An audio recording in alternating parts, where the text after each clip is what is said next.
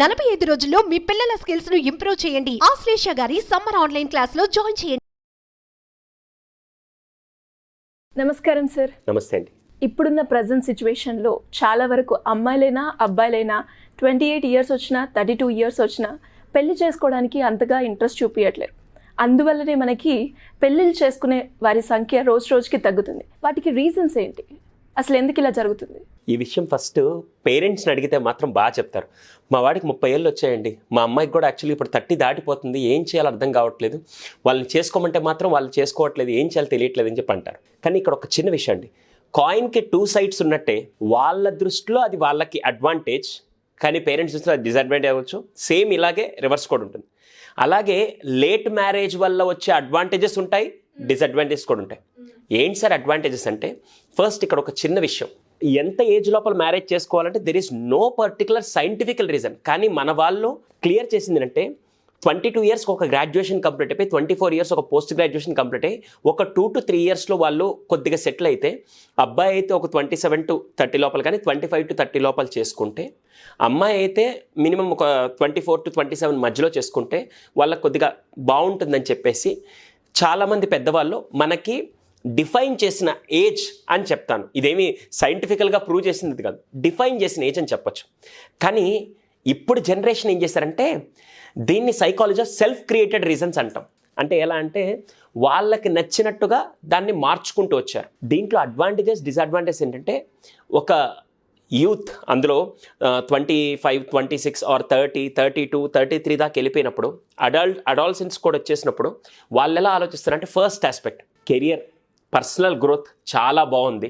ఎందుకంటే మాస్టర్స్ లేకపోతే graduation complete చేసిన వితిన్ 3 ఇయర్స్లో నేను అంత పోషించే స్థాయికి రాలేకపోవచ్చు, నేను ఒక గ్రోత్లోకి వచ్చిన తర్వాత నేను పెళ్లి చేసుకుందాం అని చెప్పి చాలామంది, అటు అబ్బాయి అయినా అమ్మాయి అయినా, నా కాళ్ళ మీద నేను పరిపూర్ణంగా నిలబడి నేను నా కుటుంబం పోషించే స్థాయిని నేను తీసుకురాగలిగినప్పుడు, నాకంటూ ఒక ఇల్లు కానీ కారు కానీ ఉన్నప్పుడు చేసుకుంటే బాగుంటుందని ఫస్ట్ పర్సనల్ గ్రోత్ గురించి ఆలోచిస్తారు. సెకండ్ మోస్ట్ ఇంపార్టెంట్ ఏంటంటే కెరియర్ ఆస్పెక్ట్లోనే వాళ్ళు ఆలోచించి, పర్సనల్ గ్రోత్ వేరు, కెరియర్ వేరు. పర్సనల్ గ్రోత్ ఏంటంటే ఆర్థికంగా కొద్దిగా సంపాదించడం కానీ నిలబడ్డం. కెరీర్ ఆస్పెక్ట్ ఏంటంటే ఒక మంచి పొజిషన్లోకి వచ్చాక, ఒక గవర్నమెంట్ జాబ్ వచ్చాక కానీ, లేకుంటే ఏదన్నా ఒక మేనేజరల్ పొజిషన్కి ప్రమోషన్ వచ్చాక అప్పుడు చేసుకుంటే నాకు ఒక నేము స్టేటస్ ఉంటుంది, దాన్ని బట్టి చేసుకుంటే బాగుంటుందని సెకండ్ కెరీర్ ఆస్పెక్ట్ చూస్తారు. మూడోది అన్నిటికంటే మోస్ట్ ఇంపార్టెంట్ ఫ్యాక్టర్, ఈ 2 చెప్తాం, థర్డ్ది ఫోర్త్ది. థర్డ్ది ఏంటంటే, సార్ అన్నిటికంటే ప్రపంచంలో గొప్పది ఫ్రీడమ్, ఇండిపెండెన్స్. అసలు నాకు చూడండి, ఇప్పుడు నేను ఏ టైంకి లేసినా నాకు ఏ ప్రాబ్లం లేదు.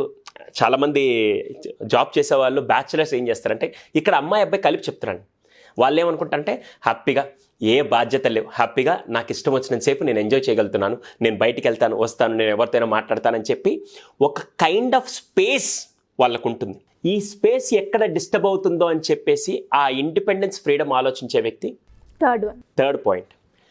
4వ advantage what they are feeling is, ఏ బాధ్యతలు ఉండవు కదండి సార్, హ్యాపీగా ఇప్పుడేం బాధ్యతలు ఉన్నాయి, అవసరమైతే నేను వండుకుంటా, లేకుంటే స్విగ్గీలో ఆర్డర్ పెట్టుకోవడం పెద్ద విషయం కాదు కదా, నా జీతం నాకు ఎంత కావాలో నేను ఖర్చు పెట్టుకుని మిగతా సేవ్ చేస్తా, లేకుంటే లేదు కదా అని చెప్పి బాధ్యతలు తీసుకోవాల్సిన అవసరం లేదని చెప్పి చాలామంది హ్యాపీగా ఇది నాకు అడ్వాంటేజ్, బాధ్యతలు ఉండవు, నా ఇష్టం వచ్చినప్పుడు కొద్దిగా నేను ఇలా చేయొచ్చు అని చెప్పి ఈ 4 ఆస్పెక్ట్స్ వల్ల చాలామంది మ్యారేజ్కి దూరంగా ఉంటూ ఇవి అడ్వాంటేజెస్ అని చెప్పి అనుకుంటూ ఉన్నారు. ఇవి వాళ్ళ దృష్టిలో ఇవి అడ్వాంటేజెస్ దానివల్ల అని చెప్పి. కానీ పెద్దలను అడిగితే డిసడ్వాంటేజెస్ అని వాళ్ళు చూపిస్తారు. వాళ్ళు కొన్ని ఆస్పెక్ట్స్ చెప్తారు. ఫస్ట్ డిసడ్వాంటేజ్ ఏంటంటే, అందరు చెప్పే, ఇది చాలా వరకు అందరికీ తెలిసింది, అమ్మాయిలో కానీ అబ్బాయిలో కానీ సర్టైన్ ఏజ్ దాటిన తర్వాత ఆ కాంప్లికేషన్స్ ఫస్ట్ ఎక్కువ వస్తాయి. అది ప్రెగ్నెన్సీ టైం అవ్వచ్చు, లేకుంటే ఈ అబ్బాయిల్లో వచ్చే ప్రాబ్లం అవ్వచ్చు, అమ్మాయిల్లో వచ్చే ప్రాబ్లం అవ్వచ్చు. ఫస్ట్ ఈ ప్రాబ్లం స్టార్ట్ అవుతుంది ఏజ్ ఫ్యాక్టర్ వచ్చిన తర్వాత. అటు పిల్లలు కనడానికి కానీ పిల్లలు వాళ్ళకి కలగడానికి కానీ చాలా సమస్యలు మనం ఈజీగా అబ్జర్వ్ చేస్తున్నాం. This the first disadvantage.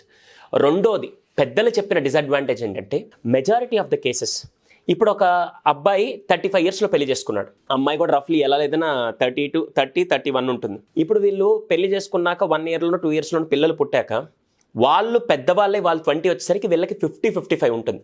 ఇప్పుడు 35 ఇయర్స్ ఉన్న వ్యక్తికి 37లో బాబు పుడితే age difference 37 years age difference ఉంటుంది.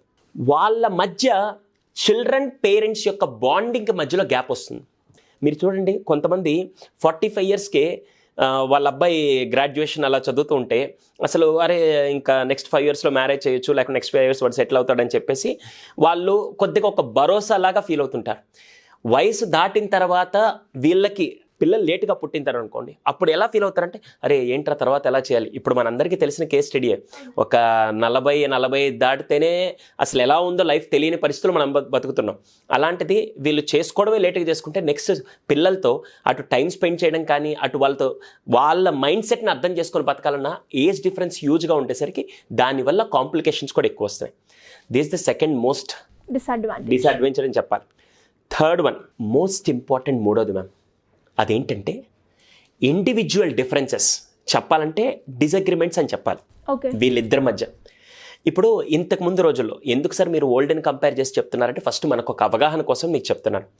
ఇంతకు ముందు రోజుల్లో 18 ఏళ్లకో ఆ అమ్మాయి గ్రాడ్యుయేషన్ చదివేటప్పుడు ఈ అబ్బాయి అప్పుడే ఉద్యోగానికి చేరే టైంలో ఇద్దరిని తీసుకొని వచ్చి పెళ్లి చేస్తే అప్పటిదాకా ఆ అమ్మాయి స్కూల్లోనో కాలేజీలోనో ఉంటూ తల్లిదండ్రుల సంరక్షణలో పెరిగి ఒక్కసారిగా తీసుకొని వచ్చి ఈ కుటుంబంలో తీసుకురాగానే ఇతనే నా భర్త, వీళ్ళే నా కుటుంబ సభ్యులని యాక్సెప్ట్ చేసి తనకంటూ అంటే ఇంకా ఏంటి లైఫ్ అనే టైంకి వీళ్ళే మీ లైఫ్ అని పరిచయం చేశారు కాబట్టి వాళ్ళు ఫోకస్ ఉండేందుకు అలా వెళ్తున్నారు. ఇప్పుడు ఏమైంది, ఒక 30-35 years దాకా వచ్చారంటే వీళ్ళు బాగా వెల్ సెటిల్డ్ అనే చెప్పాలి. వెల్ సెటిల్డ్ అని చెప్పిన తర్వాత ఆ టైంలో ఏంటంటే నాకంటే ఇండివిజువాలిటీ ఉండాలి కదా, నాకంటే నా లైఫ్ ఉండాలి కదా అని చెప్పి ఇద్దరి స్పౌసెస్ మధ్య డిసగ్రిమెంట్స్ పెరుగుతున్నాయి. వాళ్ళు ఎలా ఉంటారంటే నువ్వు 2 లక్షలు సంపాదిస్తున్నావు, నేను 2 లక్షలు సంపాదిస్తున్నావు, ఏంటైతే ఇప్పుడు అని చెప్పి వీళ్ళు సెటిల్ అవ్వడం అనే ఆలోచనలో లైఫ్ని సెటిల్ చేసుకోలేకపోతున్నారు. అక్కడ చాలా పెద్ద ప్రాబ్లమ్స్. ఎందుకంటే ఇండివిజువల్గా బాగా ఆలోచించి బాగా ఎదిగి అన్ని ప్రపంచాన్ని మొత్తం చూసి, లేకుంటే డిఫరెంట్ పీపుల్ని కలిసి వాళ్ళ మైండ్ సెట్స్ అన్ని డిఫరెంట్ కనెక్ట్ అయ్యి ఆ తర్వాత వచ్చి వీళ్ళ పర్సనాలిటీ ఇంకో పర్సనాలిటీతో మ్యాచ్ అవ్వడానికి చాలా ప్రాబ్లం ఫేస్ చేస్తున్నారు. That is the biggest challenge, disadvantage అని చెప్పాలి. మొన్న ఈ మధ్య హర్యానాలో కూడా ఒక పెద్ద మంచి డిఫరెంట్ సర్ప్రైజింగ్ న్యూస్ ఏంటంటే వాళ్ళకి అక్కడ పెళ్లి చేసుకునేదానికి అమ్మాయిలు దొరకట్లేదని చెప్పి వాళ్ళకి అప్పుడు ఎలక్షన్ జరుగుతుంటే ఆ మినిస్టర్ దగ్గరికి వెళ్ళి మీకు ఓటు వేయాలంటే మాకు పిల్లని చూపించి పెళ్లి చేపిస్తే మీకు ఓటేస్తామని చెప్పి రివర్స్లో కూడా తిరిగారు. అంటే అంత కాంప్లికేషన్స్. ఇప్పుడు మ్యారేజ్ చేసుకునేదానికి కొన్ని చోట్ల అమ్మాయిల సంఖ్య తగ్గిపోతుంది, అమ్మాయిలు దొరకట్లేదు, కొన్ని చోట్ల అబ్బాయిలు దొరకట్లేదు, కొన్ని చోట్ల వాళ్ళ ఎక్స్పెక్టేషన్స్ తగ్గట్టు దొరక్క అవి డిలే అవుతూ అదేదో చాలా షార్ట్ ఫిల్మ్స్లో కూడా చూపిస్తూ ఉంటారు. ఫస్ట్లో నా రేంజ్ తెలుసా మీకు అంటారు, దాని తర్వాత ఏ రేంజ్ అయినా పర్లేదు నేను చేసుకుంటాననే స్థాయికి వచ్చేస్తున్నారు. సో ఒకటి మాత్రం చాలా ఇంపార్టెంట్ ఫ్యాక్టర్ ఏంటంటే అదేదో అంటే నేను మళ్ళీ పెద్దవాళ్ళలాగా నువ్వేంట్రా ముసలిలాగా సామెతలు చెప్తున్నాను అనుకోకపోతే, ఏ వయసులో జరగాల్సిన ముచ్చట ఆ వయసులో ఎందుకు జరగాలంటారంటే మనకే తెలియకుండా ఆ కాంప్లికేషన్స్ పెరిగిపోతున్నాయి. అందుకని ఎంగేజ్ అంటే కేవలం కెరియర్ సెటిల్మెంటే కాదు, ఒక బాధ్యతాయుతమైన కెరియర్ని పాటించడం ప్రతి యువత యొక్క మేజర్ రెస్పాన్సిబిలిటీ. ఆ బాధ్యతాయుతమైన కెరియర్ అంటే ఏంటంటే కెరియర్ స్టార్ట్ చేసిన తర్వాత ఇటు మ్యారేజ్ చేసుకొని ఈ కెరియర్ని మ్యారేజ్ని బ్యాలెన్స్ చేస్తూ ఒక బాధ్యతాయుతమైన ఫ్యామిలీ మెంబర్గా లైఫ్ లీడ్ చేయడమే that is one of the best thing. అది స్టార్ట్ చేయాలండి. నిజంగా సార్ మీరు ఏవైతే చెప్పారో అవన్నీ కూడా ఇప్పుడు కళ్ళారా మనం చూస్తున్నాము. అలా కాకుండా కొంచెం ఆలోచనలో మార్పు వస్తే ఖచ్చితంగా ఇలా జరగకుండా ఉంటుంది. Thank you sir, thank you so much. Thank you.